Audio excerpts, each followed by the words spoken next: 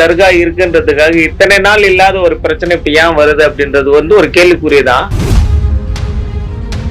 ஒரு முஸ்லீமோட இவர் ஒரு முக்கிய புள்ளி, ஒரு நாடாளுமன்ற உறுப்பினர், அவர் இந்த மாதிரி ஒரு தவறான ஒரு செயல் செய்யறாருன்னா அது ரொம்ப கண்டிக்கத்தக்க ஒரு விஷயம்தான். ஒரு விஷயத்த தடை செஞ்சிருக்கு, ஆனா நீ அதையும் மீறி உட்காந்து சாப்பிட்றன்னா அப்போ அவருக்கு என்ன அதுல ஒரு அதிகாரம் இருக்கு? மத கலவரம் ஏற்பட்டா அதுக்கு யார் பொறுப்பேற்றுக்குது? இந்து ஏத்துப்பாங்களா, முஸ்லீம் ஏத்துப்பாங்களா, கிறிஸ்டின் ஏத்துப்பாங்களா, இல்ல தமிழ்நாடு அரசு ஏத்துக்குமா? முருகன் கோயில் 6 படை முருகன் கோயில் அதுல திருப்பரங்குன்றமும் ஒரு கோயில் தான்.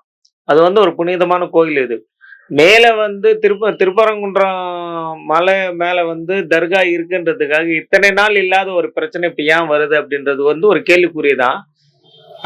அதே சமயத்துல பாத்தீங்கன்னா, ஒரு இந்து கடவுளாண்ட ஒரு முஸ்லீம் கடவுளும் இருக்காருன்னா அப்போ அவங்க ஒரு தோழமை நட்பு நல்லா இருக்கணும். அது இப்போ ஏன் அந்த பிரச்சனை வருது? ஒரு முஸ்லீமோட இவர் ஒரு முக்கிய புள்ளி, ஒரு நாடாளுமன்ற உறுப்பினர், அவர் இந்த மாதிரி ஒரு தவறான ஒரு செயல் செய்யறாருன்னா அது ரொம்ப கண்டிக்கத்தக்க ஒரு விஷயம்தான். அவரும் அவங்க கடவுளும் அங்க இருக்காரு, நம்ம கடவுள். இப்போ அவர் அங்க உட்காந்து சாப்பிட்றதுனால நம்ம கடவுளை அவமதிக்கிறாரா, இல்ல அவர் கடவுளை ஆதரிக்கிறாரான்றது நம்ம எந்த விதத்தை வச்சு பார்க்க முடியும்? அது ஒரு கேள்வி.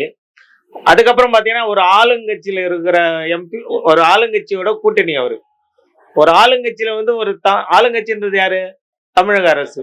தமிழக அரசு ஒரு விஷயத்த தடை செஞ்சிருக்கு, ஆனா நீ அதையும் மீறி உட்காந்து சாப்பிட்றன்னா அப்போ அவருக்கு என்ன அதுல ஒரு அதிகாரம் இருக்கு? சாப்பிடணும்னு ஒரு அதிகாரம் என்ன இருக்கு? இது எப்படின்னா, இந்து முஸ்லீம் ஒரு நட்புணர்வோடு இருக்கிறவங்க, இந்து முஸ்லீம் கிறிஸ்டின்னு இவங்க இதை பாகுபாடு பண்ணி இதுனாங்கன்னா இதனால மத கலவரம் ஏற்பட்டா அதுக்கு யார் பொறுப்பேற்றுக்குது?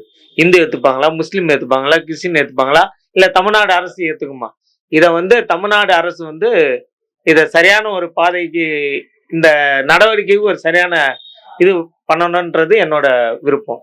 ஆனா இது செய்தது தவறான ஒரு விஷயம்தான். அது முஸ்லீமா இருந்தாலும் சரி, கிறிஸ்டினா இருந்தாலும் சரி, இந்துவா இருந்தாலும் தடை செய்யப்பட்ட இடத்துல அந்த தடையை மீறி நீங்க அந்த ஒரு அசைவ உணவை செய்யறீங்க இல்ல சாப்பிடுறீங்கன்னா அது வன்மையா கண்டிக்கத்தக்க ஒரு விஷயம். இதுபோன்று முக்கிய நிகழ்வுகள், அரசியல் தகவல்களை ஆழமாகவும் மாறுபட்ட கோணத்திலும் அறிந்து கொள்ள மறக்காமல் உங்கள் IND தமிழ் 24x7 பக்கத்தை பின்பற்றிக் கொள்ளவும்.